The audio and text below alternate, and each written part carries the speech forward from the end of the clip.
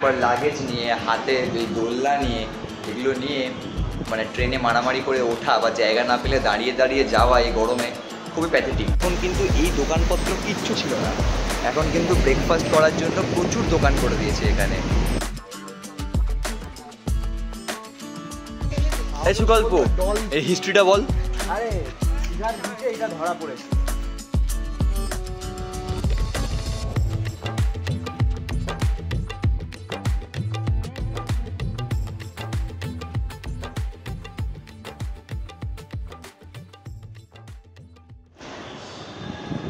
Good morning সবাইকে, আবার একটা নতুন দিন, নতুন ব্লগ।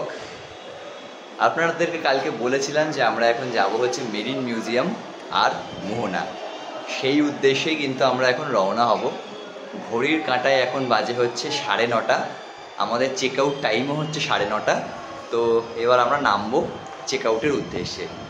আর শিবানন্দ আমাদের গ্রুপেই এসেছিল, বাট ওর আজকে কিন্তু রাত্রির 8টা থেকে একটা মানে মাস্ট ডিউটি আছে, বা একটা প্রাইভেট টিউটার প্রফেশনে, তো একটা কোচিং সেন্টারে পড়ায়, সেক্ষেত্রে ওকে বেরিয়ে যেতে হয়েছে সকাল 8:10-এর বাসে। আমাদের যেহেতু এই জিনিসগুলো কভার করা হয়নি, মেরিন মিউজিয়াম আর মোহনা, তাই আমরা যাব 2:40-এর বাসে। তো ও 8:10-এর বাসে বেরিয়ে গেছে। মাঝখানে আমরা ঠিক করেছিলাম তাম্রলিপ্তয়ে ফিরবো, কিন্তু একে তো রিজার্ভেশন নেই, তার মধ্যে হচ্ছে মানে দীঘাতে যে পরিমাণ ভিড় দেখছি, বসার জায়গা পাওয়ার চান্সেস খুবই কম। তারপর লাগেজ নিয়ে হাতে এই দোলনা নিয়ে এগুলো নিয়ে মানে ট্রেনে মারামারি করে ওঠা বা জায়গা না পেলে দাঁড়িয়ে দাঁড়িয়ে যাওয়া এই গরমে খুবই প্যাথেটিক। এই জন্য আমরা একদম পাশেই হচ্ছে আমাদের এসবিএসটিসির ডিপো, সেখান থেকে কিন্তু আমরা বাসে করে গড়িয়ার উদ্দেশ্যে যাব। গড়িয়া থেকে তারপর যে যার মতো ডিভাইডেড হয়ে যাব। তো যাক, চলুন আমরাও শুরু করি, আপনারাও শুরু করুন। নতুন দিন, নতুন ব্লগ, নতুন জায়গার সাথে দেখতে থাকুন।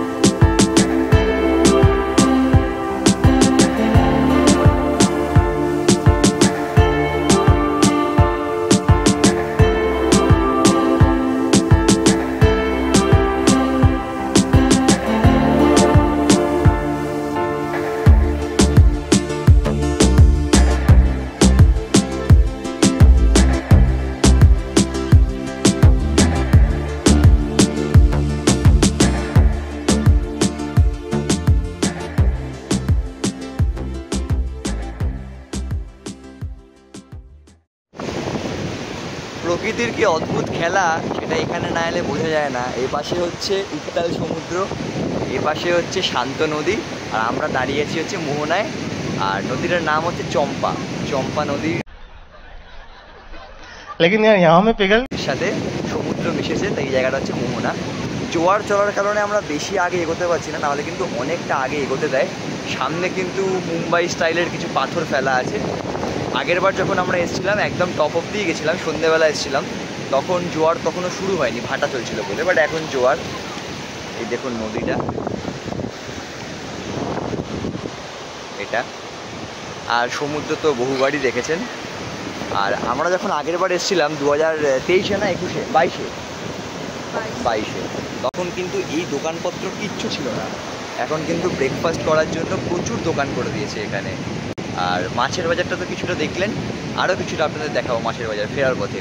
তো আমরা টোটো রিজার্ভ করে এসেছি, 300 টাকা চাইছিল, কিন্তু এখানে টোটো ইউনিয়ন রেট, যেটা আপনাদেরকে আমরা দেখিয়ে দেবো যাতে আপনারা না ঠকেন, ইউনিয়ন রেট কিন্তু 250 টাকা। 250 টাকা বলতে 250 টাকাতেই কিন্তু আমাদের নিয়ে এসছে রিজার্ভ করে। নিউ দীঘা থেকে পিক আপ করেছে, নিউ দীঘা থেকে পিক আপ করে আমাদের কিন্তু ওল্ড দীঘায় ড্রপ করে দেবে। আমরাই বললাম নিউ দীঘা বললে নিউ দীঘাতে ড্রপ করে দিত। আর যেটা বলছিলাম যে সামনে যেতে পারছি না, আটকানো আছে, সেটা খুলে দিয়েছে। এখন আমরা সামনে যাচ্ছি, চলুন আপনাদের সামনেটা ঘুরে দেখাই।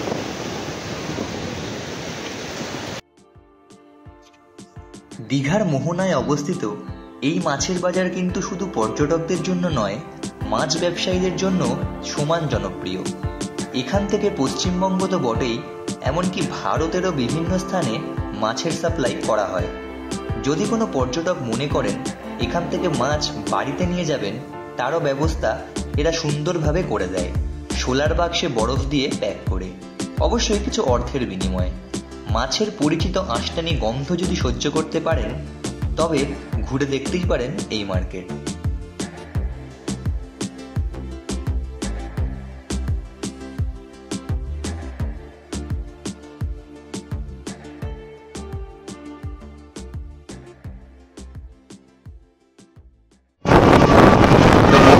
বেরিয়ে আমরা এখন যাচ্ছি শঙ্করপুরের উদ্দেশ্যে।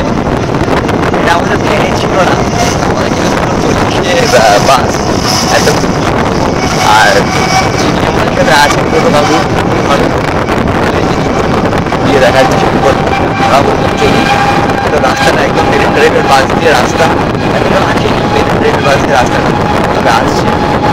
তো শঙ্করপুরটাও কিন্তু আপনারা এড করতে পারেন, এখন একটু কিছু দেবেন না, কারণ আমি একদম জানি কেমন লাগে না লাগে বলছি। তো আবার দেখা হচ্ছে একেবারে শঙ্করপুর থেকে।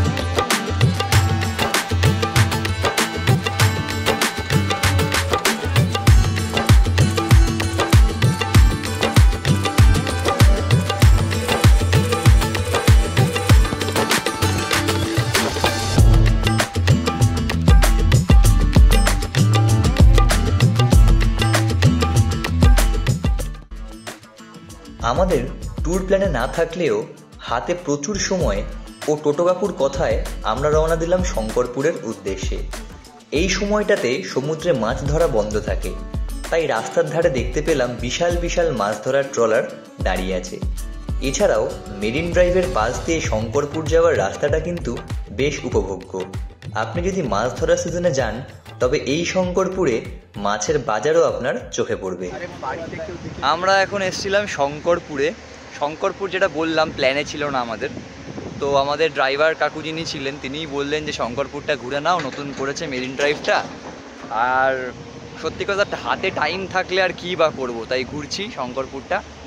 তো বেসিক্যালি আমি যদি আপনাদের রেফার করি শঙ্করপুরটা, তাহলে না এলেও চলবে, এমন কিছু দেখার কিছু নেই। তবে হ্যাঁ, এখন কিন্তু মাছ ধরার ট্রলার বন্ধ আছে, কারণ এখন মানে মাছেদের মিটিং টাইম, তো সেক্ষেত্রে এদের ডিম্বাণুগুলো বেরোয়, তো এখন মাছ ধরা নিষিদ্ধ। 3 মাস বন্ধ থাকে, তারপর কিন্তু মাছ আবার পাওয়া যায়।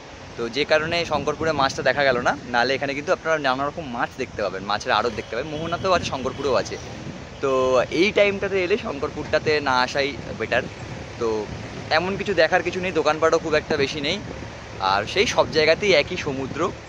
এখানে কিন্তু মানে অত্যাধিক রোদ, এলেও সকালের দিকে আসবেন না, সন্ধ্যেবেলা এলে তেমন দেখতেও পাবেন না। তো এরকম রোদে এলে খুব কষ্ট হবে। তো আমরা একটা এরকম গাছের তলায় রেশমি বসে আছে নর্মাল জলের বোতল নিয়ে, ঠিক আছে। তো তো আমরা এখন শঙ্করপুর থেকে এবার চলে যাব ডিরেক্ট ওল্ড দীঘা। ওল্ড দীঘাতে গিয়ে মেরিন মিউজিয়ামে যাব। তো সেখানে দেখি একটু কাজু ফাজু কিনবো বাড়ির জন্য, তারপর বাস। আর তেমন বিশেষ কিছু দেখানোর নেই।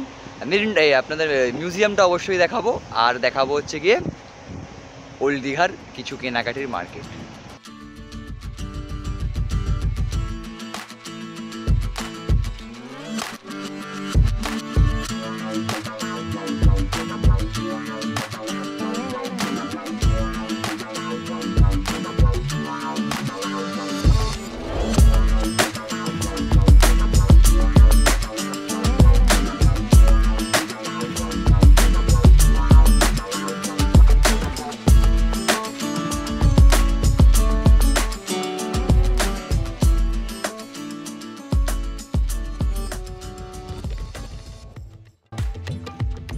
দীঘা বেড়াতে গেলে আপনাদের চোখে অবশ্যই পড়েছে এই মেরিন অ্যাকোয়ারিয়াম মিউজিয়ামটি। ওল্ড দীঘা এবং নিউ দীঘার মধ্যবর্তী স্থানে এই মিউজিয়াম অবস্থিত। এখানে প্রবেশ করতে গেলে কোনো মূল্য লাগে না, ভেতরে ছবি ও ভিডিও করা নিষেধ, তাই আপনাদের দেখাতে পারলাম না।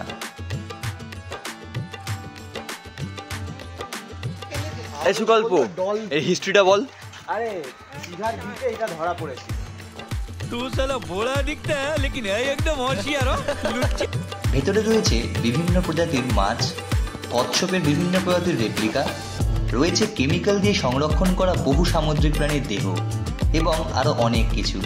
তাই এই স্থান ইতিমধ্যে দীঘার পর্যটকদের কাছে দর্শনীয় স্থান হিসাবে সংযুক্ত হয়েছে।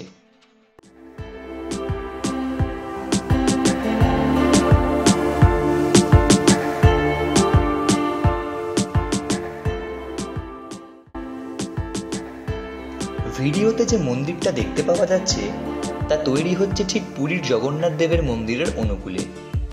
দীঘাকে মানুষের কাছে আরো অধিক জনপ্রিয়তা প্রদানের জন্য গড়ে তুলছে এই মন্দির আমাদের পশ্চিমবঙ্গ সরকার।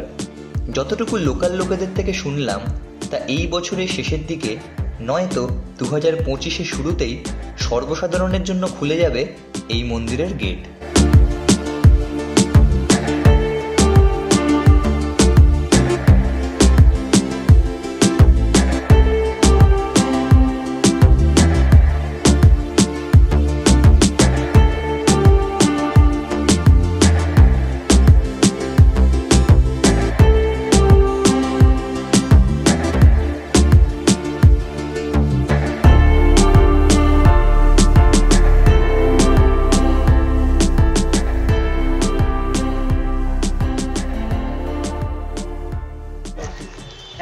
তো ফাইনালি এখন আমরা লাগেজ ক্যারি করে নিয়েছি, যাওয়ার পালা। আমরা কিন্তু ট্রেনেও ফিরছি না, এসপিএসটিসির বাসেও ফিরছি না, যেটা আগের প্রিভিয়াস ব্লগে বলেছিলাম। আসলে দীঘার এই প্রচণ্ড গরম আর সহ্য হলো না, তাই আমরা কিন্তু 250 টাকা দিয়ে টিকিট কাটলাম ধর্মতলা অবধি। অনেকটাই কমে পেলাম, যেখানে সবাই 350-400 করে বলছিল, এটা কিন্তু 250-তে টিকিট করে দিয়েছে আমাদের। 2:10 বাস, এখন বাজে 1:55, হোটেলের পাশ থেকেই বাস। এখন আমরা যাচ্ছি মাছ ধরার জন্য। চলুন বাকিটা আপনাকে বাসে দেখাচ্ছি। বাস স্ট্যান্ডে অপেক্ষারত অবস্থায় যখন 5 মিনিট দেরিতে বাস এলো, তখন বাস কর্তৃপক্ষের অস্বাভাবিক তাড়া এবং হাতে ভারী দোলনা থাকার কারণে বাসটিকে আপনাদের দেখাতে পারলাম না। আবার নামার সময়ও আমাদের নামিয়েই বাস রওনা দিল বেহালার দিকে। আর ভিতরের ভিডিও করিনি, কারণ বাসটি রিজার্ভ ছিল না। মাঝপথ থেকে ডেলি প্যাসেঞ্জারদের ভিড়ে ভিডিও করার পরিস্থিতি হয়ে ওঠেনি। এমনিতেও ফিরে আসা দেখানোর মতো কিছু নয়, নতুন ভ্রমণ স্থান তুলে ধরাই আমাদের কর্তব্য।